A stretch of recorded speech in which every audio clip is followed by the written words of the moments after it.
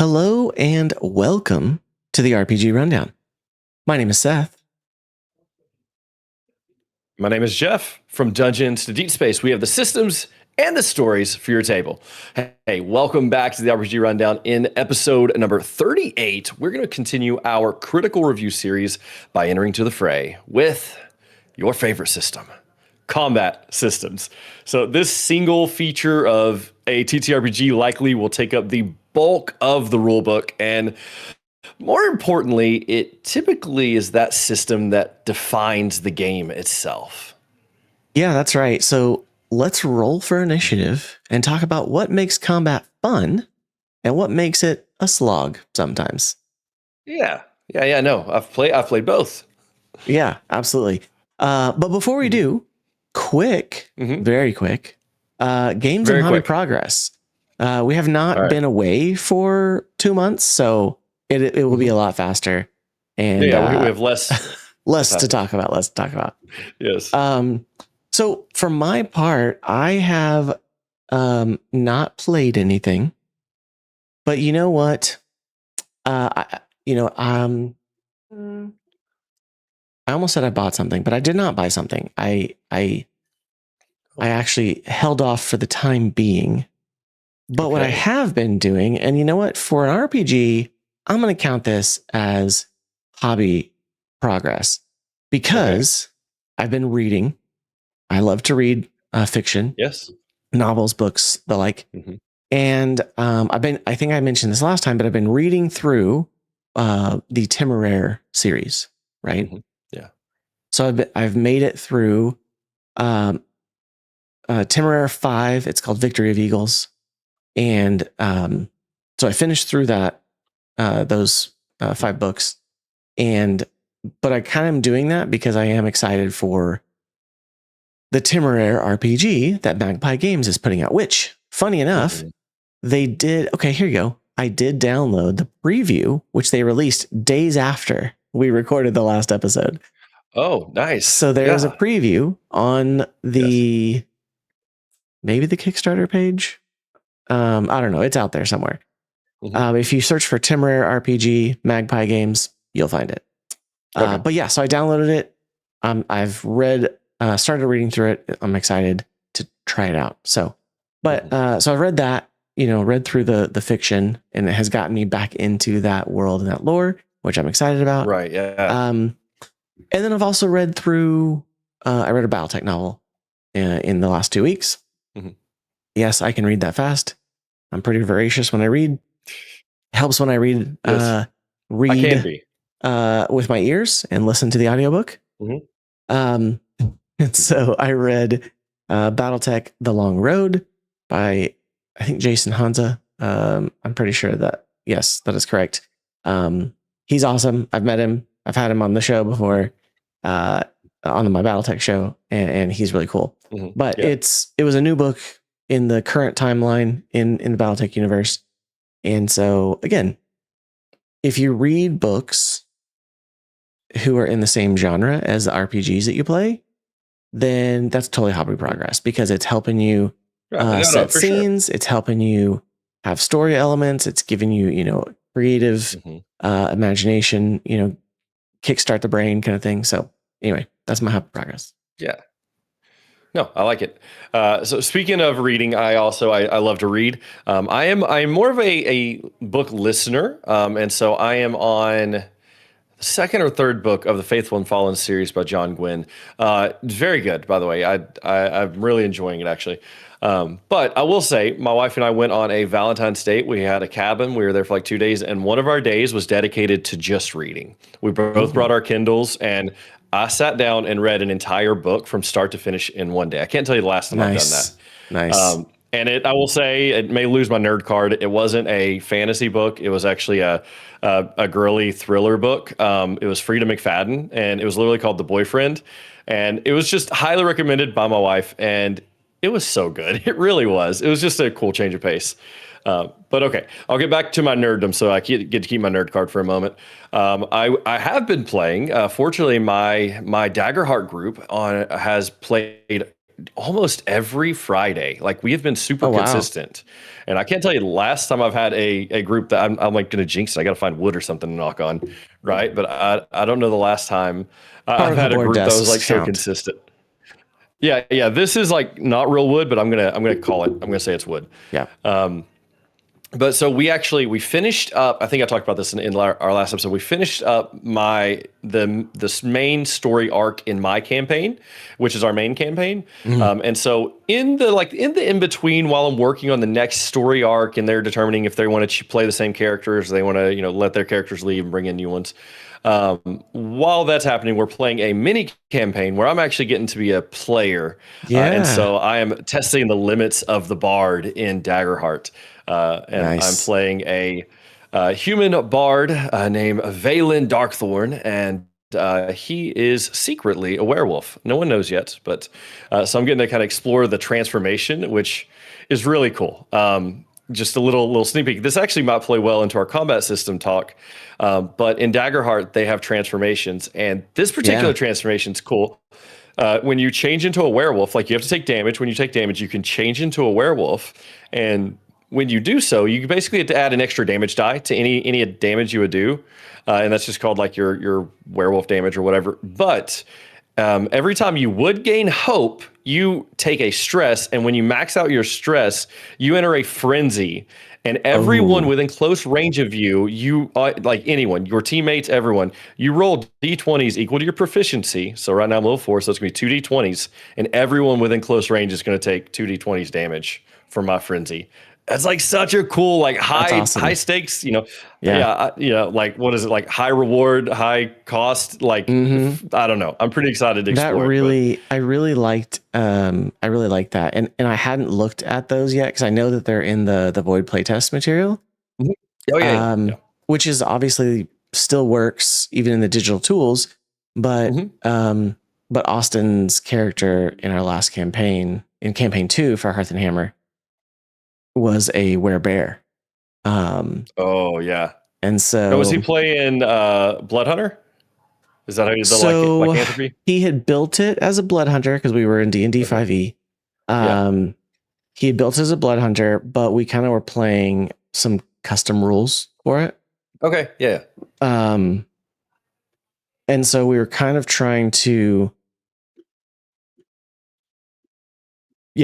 I won't go into details. I had some heavily custom rules for the Blood Hunter because we were actually working on a custom class for him that still had this transformation. Cool. And we got probably 2/3 of the way there, but we were waiting on some digital tools to that were being developed to become developed so that we could do it. And they're probably developed now, but they weren't at the time. Right, when you were doing it. So, yeah, I gotcha. So yeah, anyway, but it would have been easier in person just because we could have been at the table doing it as opposed to trying to do it digitally. But yeah, right. No, for sure. It was part of my homebrew world, and so I had a custom class for him.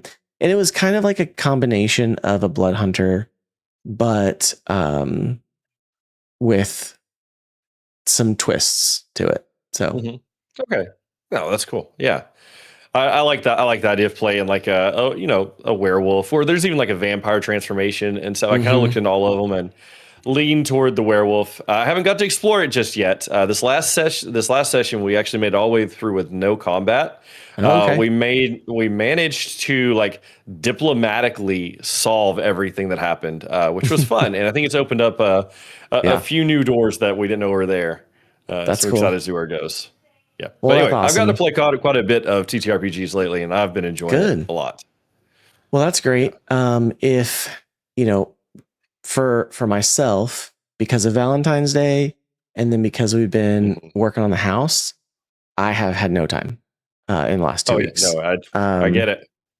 Granted, not that I may have had the same amount of time, but we're maybe slowing down on the housework, and so part of me has thought about trying to rope the boys into something like a one shot. Right. But, yeah.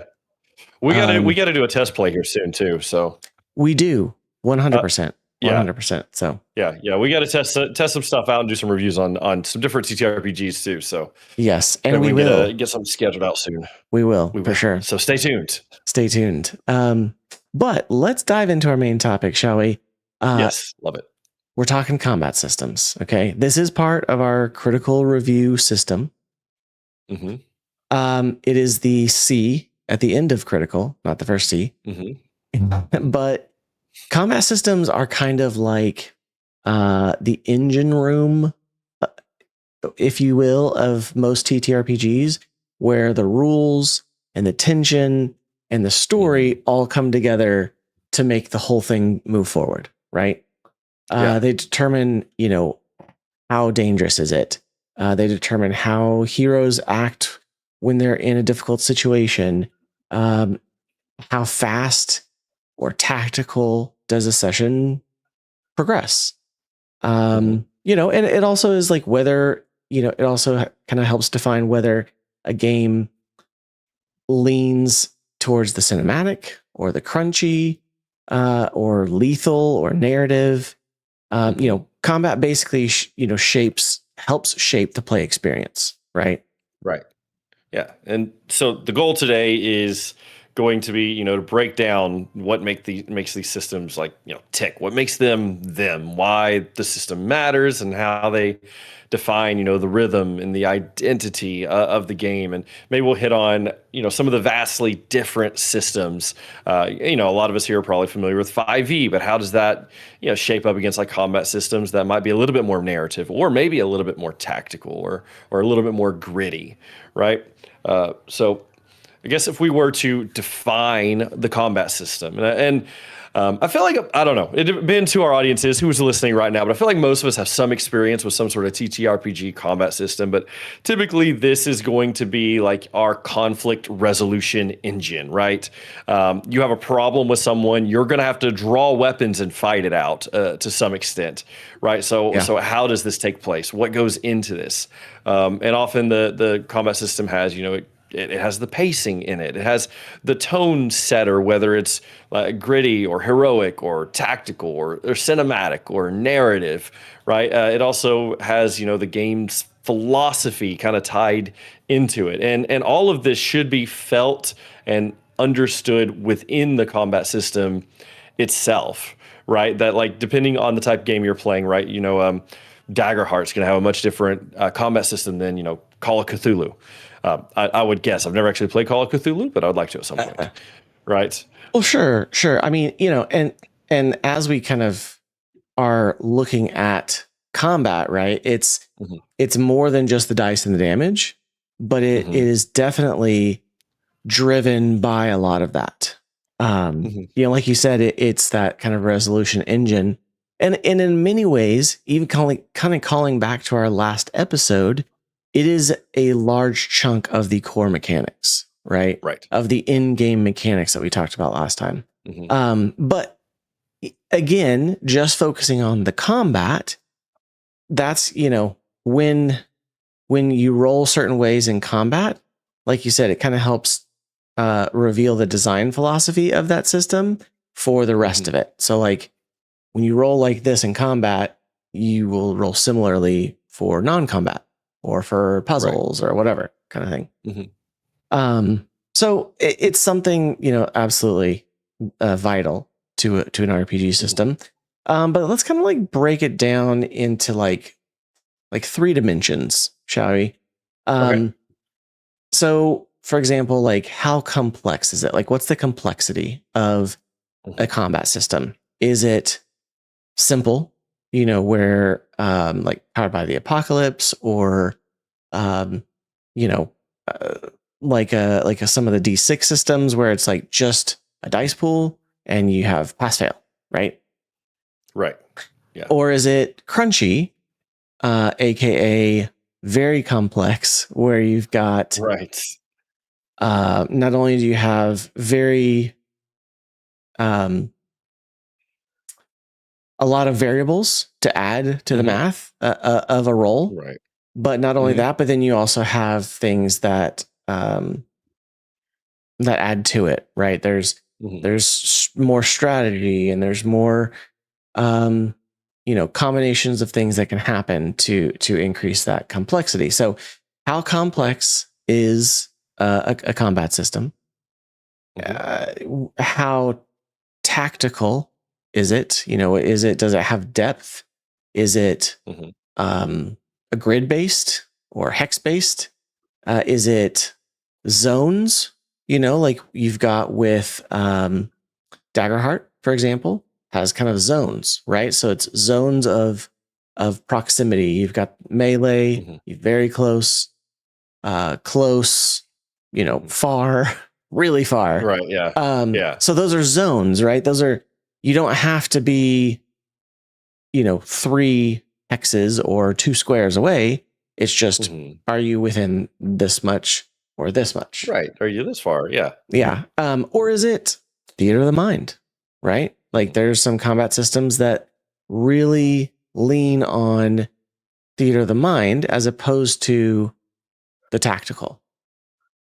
So, what is that, tactical depth that shows? And then, so that's the second one. And then the third kind of dimension that we're going to give to our combat systems are lethality, right? Is this heroic survivability or is it like brutal realism or gritty where, death comes fast and easy, so. Yes. But, like what is thinking of those 3 things though, Jeff, let's expand that for just a second. What is like, what is your favorite example of a complex system? Oh, so and it's one I've never played, but I've talked to people a lot about it, and it's Pathfinder. I never realized how complex Pathfinder was until I had a couple students in our youth group, and we were on a van ride, and they were just telling me, and they're like, "Yeah, no, I have like a 58 armor score, and I got hit for like 112 damage," and I'm like, were you dead?" And he's like, "No, I wasn't like half my health pool." I'm like, "What numbers are we working with right now?" But I mean, those are just numbers I'm spouting off. I remember being ridiculous. I don't remember the exact numbers. But yeah, no, they were saying like, I mean, like he was trying to explain to me as I'm driving a van, mind you, all the dice they have to roll to do like one thing. And I'm like, that is so much like math and things to remember. And like, I mean, I still want to play it because it sounds really fun. And it's so different than what I have played so far. And I've played like Pathfinder 1, which to me played a lot like D&D. Right. Yeah, but Pathfinder 2E. Well, it was D&D. Yeah, it was D&D. But Pathfinder 2E seems to be a lot more crunchy. At least, again, from what I've heard. I haven't played it, but from what I've heard. Yes, I think I played 1 session of it. Definitely has the crunch. I think I would much prefer to try Starfinder. Of those 2. But I think for me, the crunchy system that we played that I was, would still be interested in trying to learn would be Traveler. Traveler, because that game has been around for a long time as well, and I just think that there's a lot of kind of realism to it that can lend to it being pretty complex, I would say. Right. Not necessarily the same as like Pathfinder, for example, but I think that it there's a lot of nuance that can make it really complex. Right. Yeah. I can see that. Yeah. But that said, what about for like your kind of rules light or your very simple system? Yeah, I see. I think I have to put. I don't know. It feels weird, but I feel like I kind of have to put like Daggerheart there. Okay. I don't see. I think we talked about this when we talked about Daggerheart. Daggerheart's not quite rules light, but it's more like rules medium. But it does lend itself to be more narrative driven, rule of cool type system. Yeah. And that's the only one kind of popping in my head right now. And of course I've played a lot of it, so. Well, when you think of the combat system for Daggerheart, I mean, like, I think mechanically overall, I think you're right. It's kind of a good soft medium. But like, what do you think for combat? Simpler. Like, how do you like when you think about like 5e or Daggerheart. Do you think there's do you think it's simpler, or like overall, like taking into fact health and armor and stress and all those things? Or I don't know, what do you think? Like, is it really that? No, I mean, there's definitely more, and that's the thing. When you get in Daggerheart, there's more resource management, whereas you don't have that in D&D. Now, I find that overall, spell casting and attacking and like all that is easier. But then on like the defensive side, there is resource management. You got to worry about your hope and your stress, and you've got to keep up with like your armor and your health, and there's a lot of like management that goes into that for sure. And so I think that could be more complicated, but I feel like overall, like just attacking in general, like the offensive part of it is simpler than D&D, but then the defensive side of it is more complicated than D&D. No, that's a good point. The offensive capabilities for everyone involved is faster because it is simpler, I think. And while the defensive isn't terribly complex to pick up, it is more complex, I think, in that regard. But I don't know. I like it. Good. So my excuse me. Should have muted. I apologize. No. My favorite, I think, is probably the oh my gosh, Crossed Paths Tale from the 100-Acre Woods. Okay, yeah. Which is the Winnie the Pooh RPG. And I find it very simple because it is very narrowly focused. Because instead of dice and math for dice, it uses cards. But then for combat, each class has a table with what those cards do. If it's a number card, this is what you do.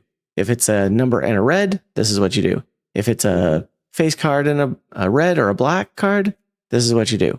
And it's not, you don't have to have like tons of tables. You just have to have the table up for your class.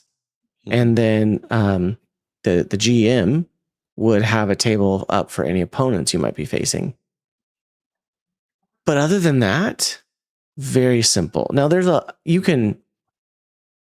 little bit of extra complexity you can introduce, but you don't have to. But it's still not that much extra complicated, and it's almost like playing Bimri, like the matching game, right? Where you have cards you lay down, and you have to basically flip them over, and you have to get a certain combination of cards before you can move on from this encounter, which is like a memory game. So, but it's very cool. It's very straightforward, and there's no ranges, there's no hexes or squares, there's no tactical stuff other than comboing these hits, because you can have multiple in your hand at once to say, oh, I've got these 3 attacks available to me right now. I'm going to put this one down first, and then this one. Oh, I'm going to draw another card. Now I have another attack. So that's about as difficult as it gets, kind of thing. Right. Yeah. I remember being a pretty like simple system. I mean, there's a lot to it. I guess because even like I remember I had to read it a couple times, but like there's a lot to it. But once you get the flow of the game, like it's very simple. And like you said, there's no ranges and spell slots or anything like that. It cuts out a lot of those things, but it's a lot of fun, and it is actually, it has elements of RNG still. So so it's good. But speaking of flow of combat, Jeff, let's talk about the flow of combat. So yeah, this is going to be one of the big things. This is what's going to feel different from game to game. Now, there's a lot of games that have like a similar flow, like something say like an initiative system, right? But ultimately, the flow of combat is going to be what shapes the momentum of combat, right? Like, does the combat system, does it have strict rounds where you have an initiative system like the traditional would be D&D with everybody rolls, you add your dexterity modifier to it, and then it's an order going from the highest to the lowest. Or, some people will have like a group initiative, like, all the good guys go, then all the bad guys go. Or one that I really liked was like the Stormlight Archive system, where you had like a fast turn, where you got to go first, but you had a few less actions, right? Or you get to take a slow turn where you go slower, but you get a few more actions. So really allowed like some strategy. Or we have like Daggerheart, where there is no initiative. It's all intended to be narrative, which can lead itself to a little bit of chaos. I've homebrewed my own system for Daggerheart, so I can't talk entirely on how that is supposed to work. But like, every game has their own initiative system. Basically, how does the flow of combat go, and what kind of action economy is there, right? In D&D, what you get like an action and a bonus action and a movement. In Pathfinder, you get like 4 action points, and DC-20 you get action points, and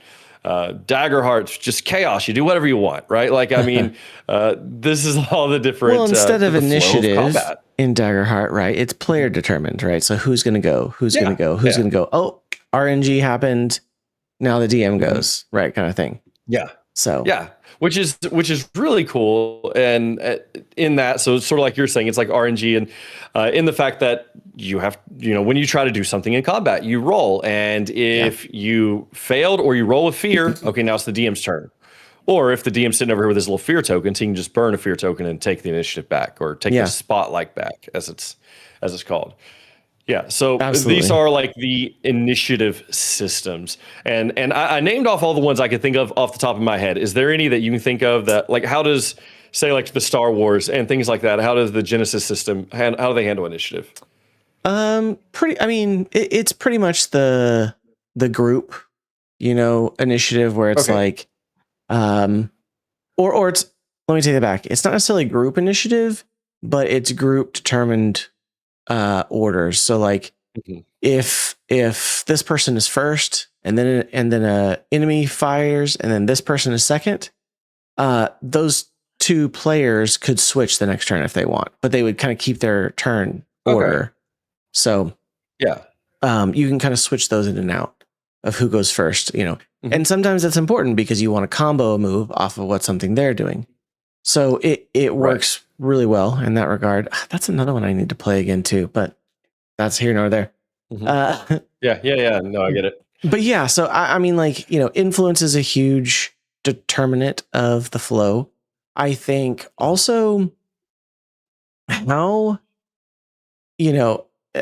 how does the flow of combat in a particular system, is it fast? Is it slow? Do you have players that are waiting around doing nothing, or are they active and involved during the whole time? And so I think that's why we like testing so many different systems, is because we like to see what these other systems do.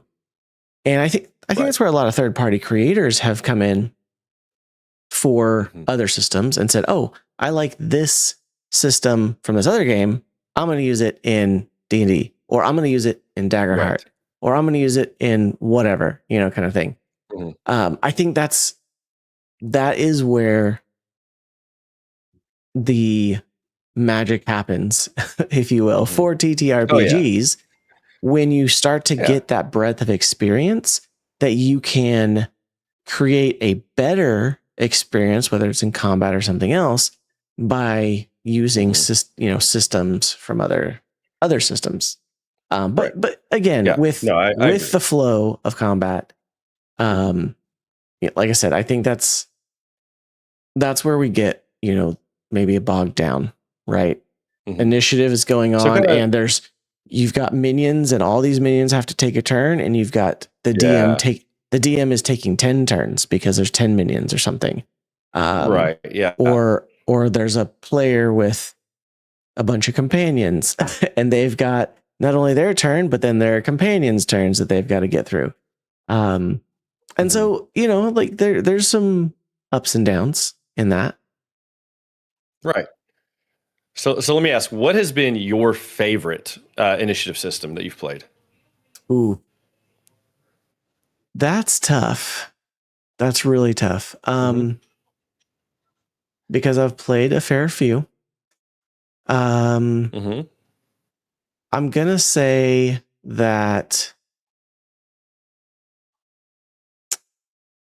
D&D is probably my least favorite. I'm not saying that I don't necessarily like it. Yeah. But I think that initiative wise, if you have a bigger party and there's a bigger group of enemies, it can really slow down or take a long time to get around to the person again. I agree. And I'm talking rules as written here, not with extra stuff. It can really take some players out of it.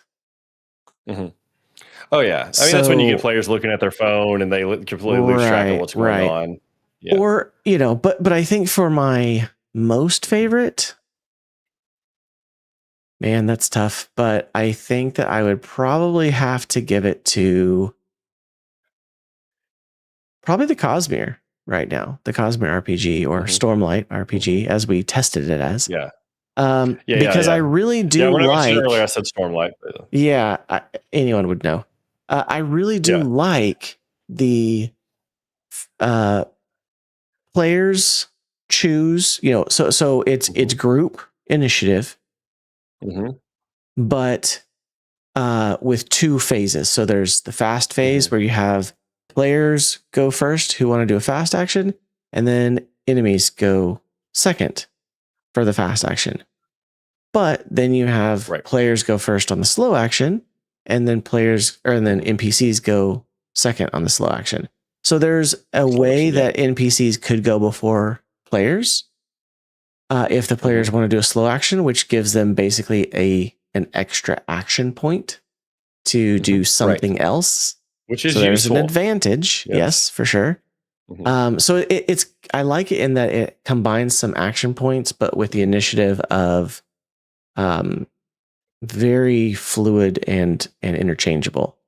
And so I really like that. And so I am excited to return to that and try to get a game in soon. So, but what about you? What's been your favorite so far initiative? Yeah. So, favorite that I've played so far. I think I also have to give it to Cosmere, and which is funny, because it's not that complex of a system, right? I mean, it's pretty simple. We feel like, when you play it, you're like, someone else should have thought of this at some point. And maybe they have. I have no idea. But it's such a simple structure, but it gives you a level of tactics, also risk versus reward. And it makes you oh, I want to do these three things, but can I really wait? Once they go, will I even have that opportunity? If I get hit again, what am I going to, right? It really gives you that you have to think through it. I'm going to give an honorable mention to a system, a homebrew system that I actually developed that I haven't got to bring to fruition because I do think it requires a table of veteran players. But I always I'm super ADHD. So I'm that guy who gets lost whenever I'm in I know I rolled a 2 and I know it's going to be an hour before it comes back around to me to actually do anything. So I am the guy that will zone out. And so I created this system a couple years ago, and it was essentially the idea was, when you're playing a board game and you have the stupid little sand timer and you flip it and you have so much time to do whatever. And that was the whole concept is you start a timer. And I think at the time I tested it enough that I knew about 90 seconds was almost perfect. Is basically everyone on your team tries to go, you get in as many as you can in that 90 seconds. And then however many you get in, that's how many enemies get to go. And then you just kind of keep alternating back and forth, but it keeps players on the edge, ready to go, ready to move, ready to act, not where they're sitting around the table talking for 30 minutes about what they're going to do. They actually just have to do it. Right. And to me, that adds to the urgency. Realistic. Yeah. That's what I wanted to do, that sense of urgency. I don't want you to sit and talk about what spell you're going to do. Just cast the spell and let's go, And if you make a mistake, that's how you're going to be in a fight. Yeah, for sure. If you make a mistake, that's okay. That happens. Well, right. And because that's I always thought it was a really cool idea. Do what? I'll say that's the whole thing, right? In combat, like in D&D, for example, it's a 10-second turn, right? It's very short amount of time. So I like that. Right. I like that. Yes. Yeah. And so the idea was like, no one could go twice before everyone's gone at least once type of thing, so that you didn't have someone just going back to back to back. But there was, other than that, there was no order. And so if you guys had created a tag team type move where, as soon as he does this, you're going to do this. Okay, rattle them out, get them done, and move and keep moving through. But I thought that was a really cool idea, because I'm not a player that really likes metagaming. I really try to immerse myself, and I'm like, would my player know this? Like, would my character know this? Would my character know that you're about to cast fireball, so I need to move out of the way? Would my character know that? And maybe I would, if I've been traveling with you long enough. Maybe I do know that. But, and so I don't love metagame. I have a lot of players that like to play, TTRPGs, like they're playing Baldur's Gate, and they like to strategize everything.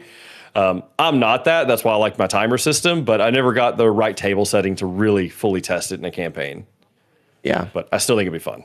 No, that's cool. I do like that.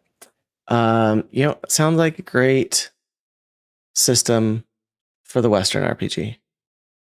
Just saying. It would. It very well could be. It kind of makes sense with having a shootout. Like, you don't have time to think. Yeah. You pull your gun up and fire, Gosh, we got to have some time just to hang out, Jeff, so that we can talk about these things. Oh, for sure. Yeah. Maybe something we do. Maybe something we could do on stream, actually. Like do a game dev live stream. That'd be cool. Yeah, let's do it.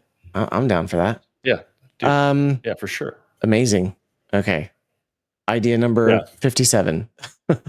Yeah, exactly. Just keep someone should be keeping a list for us. Right. I'm sure some sort of like AI assistant that should be keeping these lists. Right. I'm not that advanced with it though. All right, but you know what? Let's talk about combat and storytelling for a second. Mm-hmm. We talked a little bit last time about the difference between, combat driving the narrative or their narrative driving the combat. Mm-hmm. And we were talking about it in the sense of mechanics, right? In-game mechanics. But I think that's still similar for our discussion today, in that it can reinforce narrative tone in a certain way. For example, you can be in like the Star Wars RPG, you can get a wound, which is like a critical hit, right? But it can actually, there's like wounds that you can receive, and it could be devastating. It could be like you lose a limb, kind of thing, or it could be a lot less, So, but you could have wounds, or it could be that abstract HP number. And, that kind of reinforces that. There's also that kind of like morale or fear status effects, whether it applies to your PCs or NPCs that you're facing. And then there could be environmental, mechanics, right? That really help drive the story. Right. And so I think we both talked about how we love narrative combat in a way, but when combat becomes a story beat inside of the mechanics, right? Or inside of it being more than just math, right? It's not just math and metagaming. Okay. To me, that is almost like metagaming in a video game, like say World of Warcraft, where you've got, oh, you know what? I know that I need my dexterity to be above 300 for my stats, and all my gear needs to be above 300 in order for me to hit the big boss in this raid, for maximum damage or whatever kind of thing. And so in that is mathing, you're mathing in the combat. And it plays out visually in a video game different, but it's still, I'm gonna math this to win, right?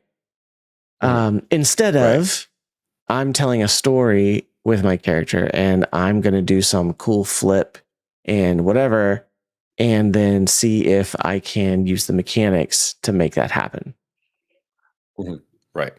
So, so yeah, that, and then, you know, you can kind of combine all those to even have then really cool boss mechanics that help with some memorable moments for the party, boss or NPC or whatever. So. Yeah. Oh, for sure. And that's one here. I guess this one I'm having a hard time figuring out, like trying to think of a system where, I mean, I'm trying to figure out how to say that sentence. Trying to find a system that emphasizes like storytelling more than one or the other. Because for me, a lot of times, like I feel like the storytelling aspect falls in the hands of the DM, right? And so, because I feel like you could do like a really gritty like Pathfinder system and still have storytelling in the combat. But I mean, I will say like Daggerheart. I swear, guys, I just play a lot of Daggerheart. I'm not like ranting and raving about Daggerheart. It's just what I'm familiar with. But it does lend itself to be more narrative based because they literally call it narrative combat. Right. And that whole idea. So like I could see how it kind of lends itself more to that. But honestly, with this, I feel like that's kind of on the DM, right? Like I mean, to make it like don't make combat just there for combat's sake. Make it part of the story. Make it part of the adventure, what's going on, like what the answer to the puzzle, the answer to the problem, right. I think you could also say Draw Steel has very cinematic elements or narrative elements. It does, absolutely. You know, they call it cinematic elements, but I mean, there were literally in the Draw Steel game we played, we had somebody roll and completely skip a combat encounter because they rolled so well on this one kind of heroic moment check, which is something that Draw Steel has, which is very cool. Right. And so it bypassed combat even because the story was able to move forward without combat. Right. And you know, in an episode where we're talking about combat mechanics or combat systems, that is definitely an interesting part of the combat mechanics is to have a mechanic that literally can skip combat right for the story. Well, so it's interesting, and I'm trying to go back through my notes, but I DM'd one that we tested, and I am blanking on the name of it, unfortunately. But I remember there was an entire mechanic for like conversation. Like there was an entire like drawn out, almost like combat type mechanics for like having conversations, trying to talk someone into something or away from something, like, and I thought that was so cool. And now I can't, of course, find what game it was. I mean, was it Draw Steel? Because I mean, it was kind of something that we were doing with Draw Steel. Maybe did I DM Draw Steel or I DM Draw Steel. Austin was there. That's what I thought. I thought this was for sure one that I DM'd because I had the notes for it in case it went there and it ended up not going there. But now I can't figure out what game it is. Well, I don't know. I'll have to go back through our previous. Yeah, I know. I'm like, what other? Now that's going to drive me crazy. Well, that's okay. We'll think about it, and our listeners and that's viewers. Not important right now. That's right. Just gonna. Our listeners and viewers can, if they remember, tell us what it was, or if they have one that does something similar. We'd love to hear about it. But let's talk about the next section, Jeff. Accessibility and how easy is it to learn? Oh, yes, for sure. And so like learning curve, this is going to be one of the big ones. It's like how easy is the combat system to pick up, right? How easy is it to understand? And then like even accessibility, right? Like one thing that I think we don't often think about is, you know, does it use a standard set of dice? And by that, I mean like a D20 type system, where it's a D20, D12, D8, D10, right? Does that use like standard dice, or do you need like the Star Wars system has like kind of unique dice to it? And I'm sorry, I know it's the Genesis system. Is that what's called? Yes, that's the name of the system as a whole now. Right. Yeah. So like there are some systems like that have very unique dice. Like can you get by with a standard, polyhedral set of dice, or do you need to have something very specific to that? I would even say, like, in Daggerheart's not, because let's be honest, there's not a single TTRPG player in the world that only has one set of dice. But with Daggerheart, you need at least 2 D12s that are different colors, right? I mean, but for those beginners, it could be that you only have one set of dice. You only have one set. Yeah, absolutely. And so you probably don't have 2 D12s. Yeah. I don't know if I mentioned this last time, but for my in-person Daggerheart game, I bought a bag of random D12s on Amazon, right? So it's like 40 or 50 of them. Just D12s. Just D12s, wow. Right? To give out and let them choose, for let them choose what their duality dice were. And I totally forgot it and left it at home. So we didn't get to do it.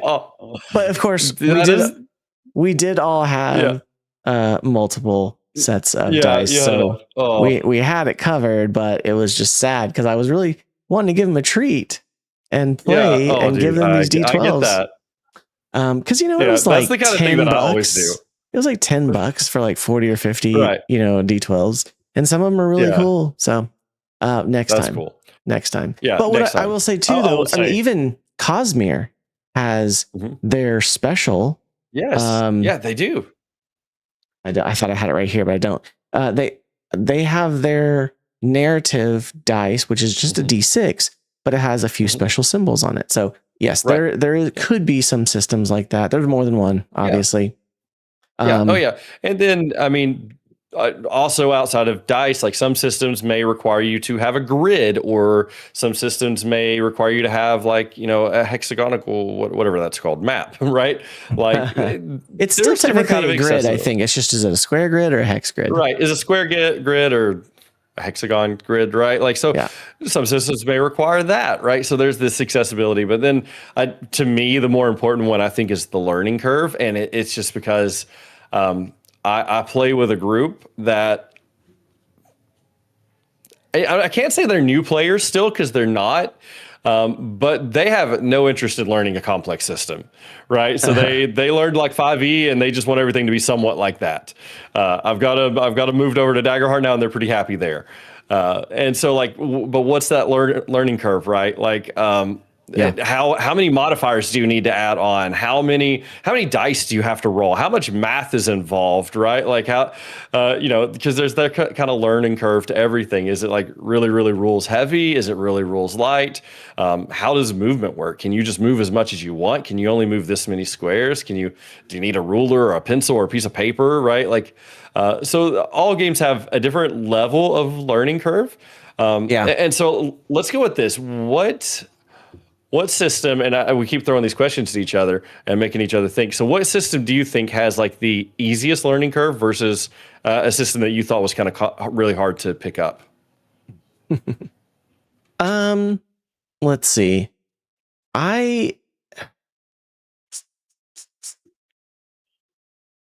Ease of learning or the learning curve. I'm going to give 3 that I think are easy in different ways. Okay. Because why limit it to just one, Jeff? Yeah.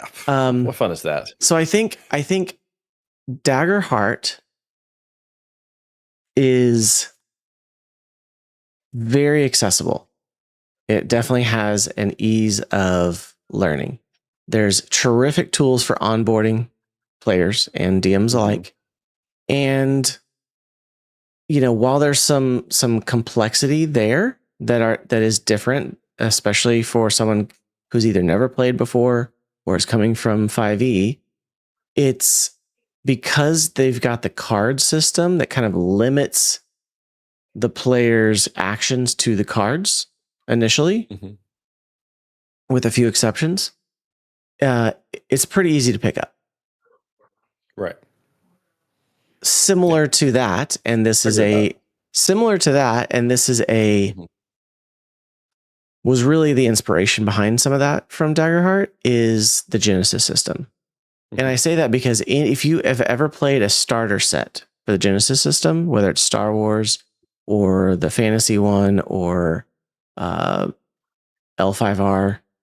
they will have a character folio that is very similar to the onboarding documents that Daggerheart has, where it's got the sidebar with explanations of everything. And so even though it is harder, it's less accessible in the fact that you need special dice, it is pretty easy to learn because it's if you're playing through it that way, the mechanics are spelled out very easily. It's not not super difficult. Lastly, I'll just say again, Crosspath Games really hit it with an easy to understand RPG system based on a deck of cards. And it is not hard to pick up. And there's very little math involved, and it's easy to pick up because you also just reference the tables. You just reference the tables for everything. Oh yeah. And the tables aren't hard. They're not hard to understand. They're very easy. So I would say Draconum will be, I hope it will be similar, even though it's dice based. But okay. I would like that. Draconum looks really fun. Oh yeah. Yeah, that's what we absolutely have to play. But what about you, Jeff? What is again the easiest that you have encountered? Yeah, so I'm trying not to say Daggerheart because I feel like we've talked a lot about it. Let's just acknowledge that is one of your top ones. After that, what do you think besides Daggerheart? So to me, I actually felt like DC 20 was a pretty simple system to pick up. Okay. In the fact that every weapon is going to essentially use, and I'm blanking on the name of it now, but you have basically whatever your highest modifier is, that's what you get to use for your weapon. So it's like a favored stat. Yeah. So it's not that, now I picked up a battle axe. Now what's my strength? Yeah, your primary. Yeah. So it's like now I picked up a battle axe. What am I using? Oh, now I have a bow. What am I using? No, it's like everything is using that same modifier. And then essentially it's like you have 3 actions, right? Do whatever you want. If you repeat one, you get disadvantage on it on your second attempt at it. And that kind of to me, it felt simple. And of course that is coming from a D&D background. It felt simple. But I don't know if I didn't have that knowledge, if I would think that. But I remember when we were playing it, as I was reading through the rules and stuff, I was like, this just makes sense. And so I would give DC 20 a pretty light learning curve, especially if you have any other TTRPG experience. I would say so anyway. Now, with that said, there's been a lot of iterations to it since we've actually played it. I'm very excited for the actual release, and then we'll do a real test and a real critical review on it. Yeah. But that's another system I look forward to exploring again. It's kind of crazy. I went in for a good amount on that system. I also went in for a good amount on this other one. You know what? I got some stuff going back to Hobby Progress. I got some PDFs for Mechborg and Steel Psalm, which is one of them is Mechborg is a mecha based RPG in the Borg system, Pirate Borg and all those others.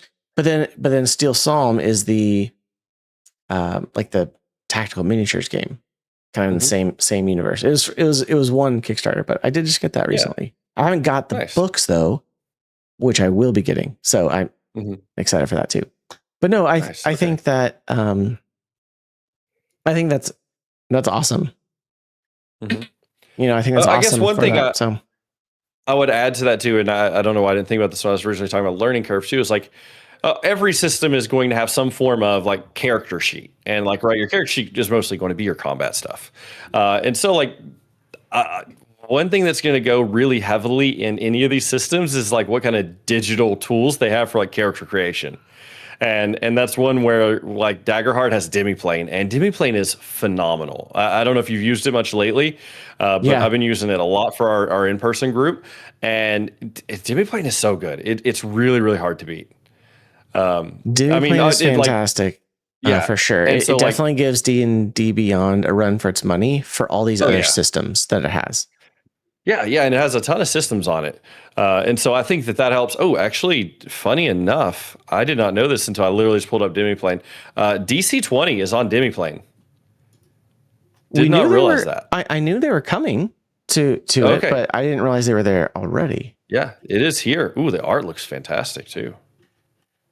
Oh, anyway, all right, that's worry about that at another time. Amazing. But yeah, no, it's on there now. Awesome.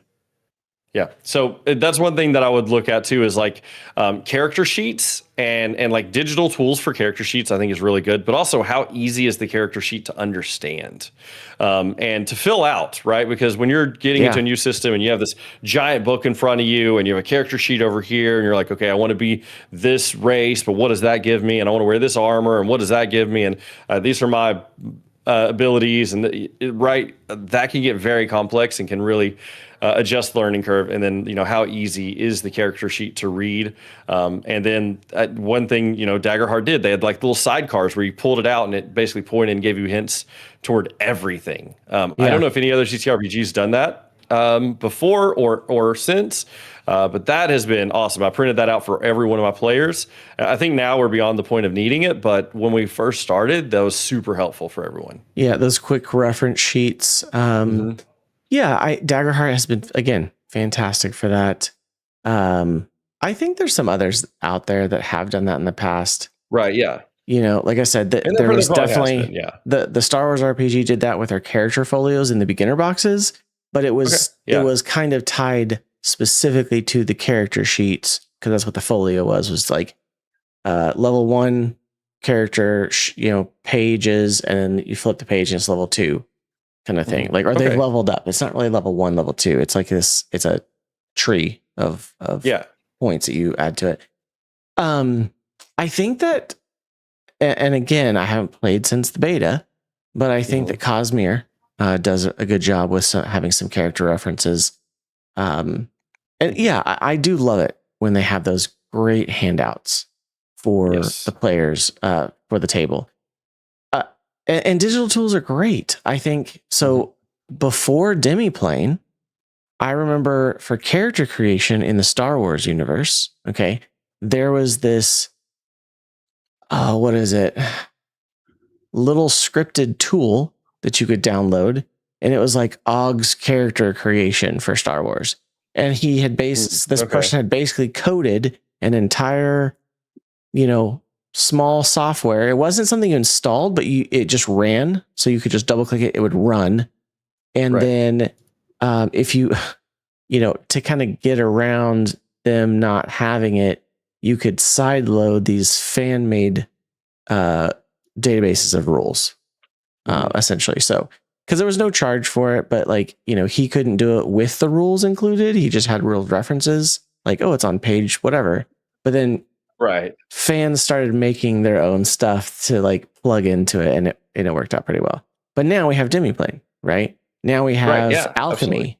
Now we have D&D Beyond. Digital tools have come a long way for onboarding for a lot of games. And so I think that's fantastic. Now, some of them are better than others, for sure. Some of them provide references very easily.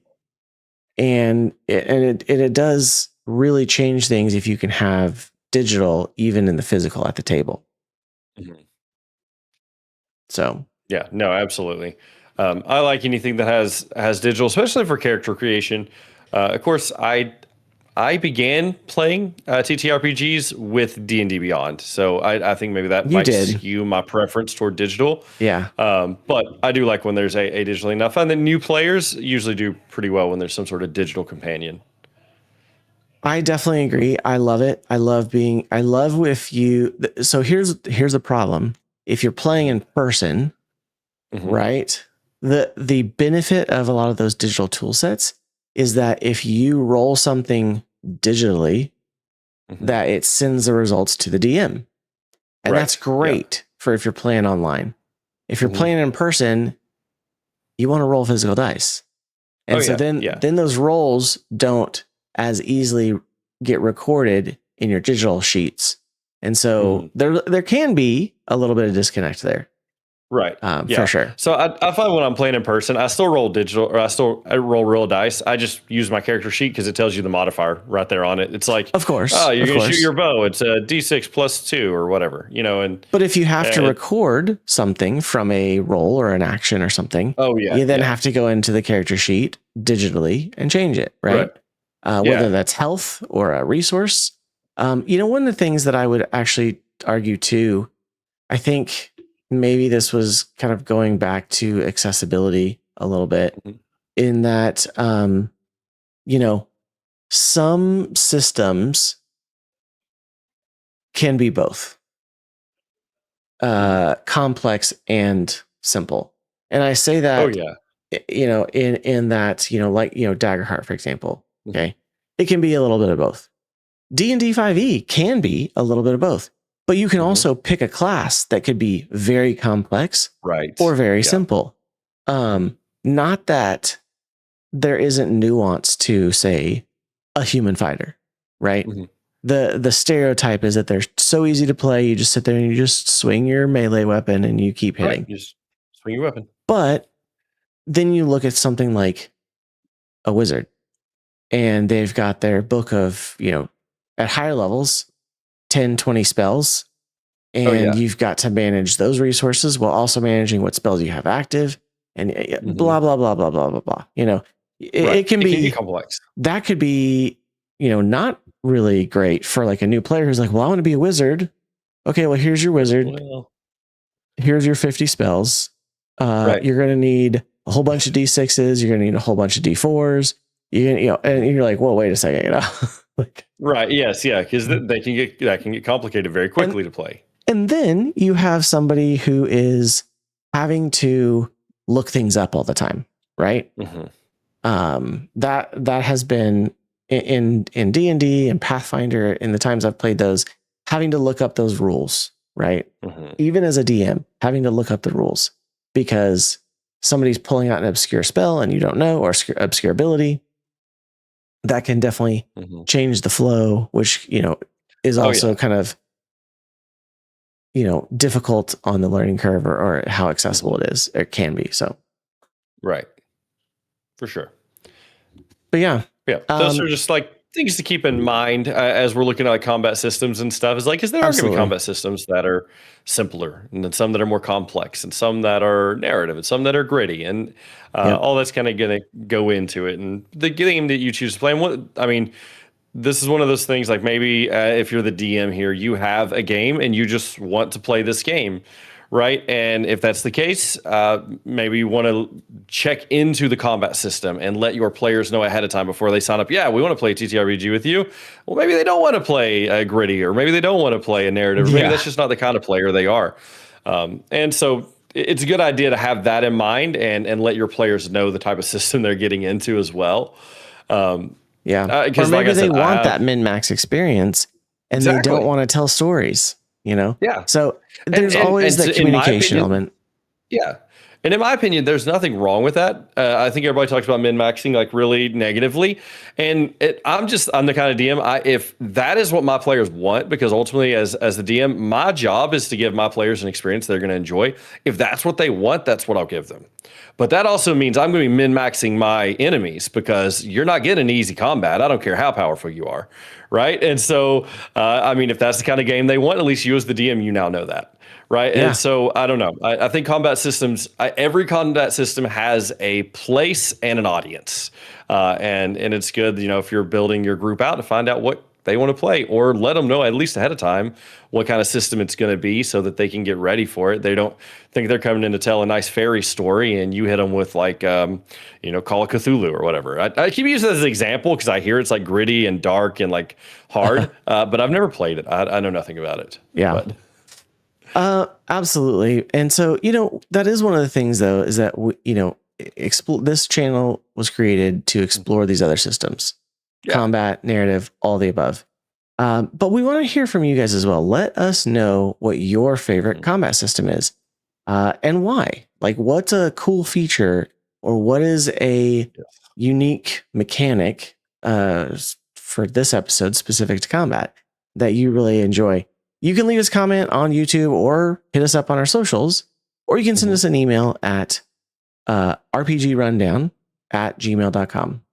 Yeah. So definitely hit us up for Absolutely. We'd love to hear it. We'd love to hear that. We do love feedback and interacting. So we try to hit comments. Sometimes we're days behind on comments because we're not looking at it constantly, but we definitely will try to respond. Yes. We are all caught up at the moment, so that's good. We're killing it. But yeah, so I think that's going to wrap it up for today. Yeah, sure. Like I said, we'd love to hear from you all. Please give us a like and subscribe in whatever, or a rating in whatever podcast platform you may be listening to. But speaking of, we are part of the Love Thy Nerd podcast network. And, you can definitely check us out on YouTube at youtube.com/@the-RPG-rundown-LTN. And again, find us wherever you subscribe to podcasts. But Jeff, tell us a little bit about Love Thy Nerd. Yeah. So Love Thy Nerd is a group of nerdy Christians. We exist to love our nerdy neighbor.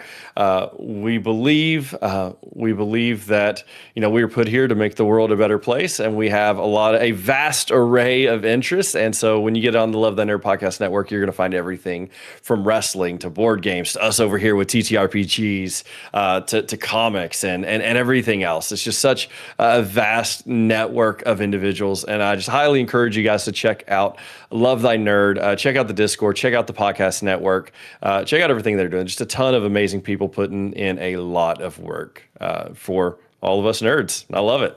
Absolutely. And they also go to cons. So if you love to go to things like GamesCon or Gen Con or any number of cons, they go, and they can typically be found. So if you're going to a con, also check it out.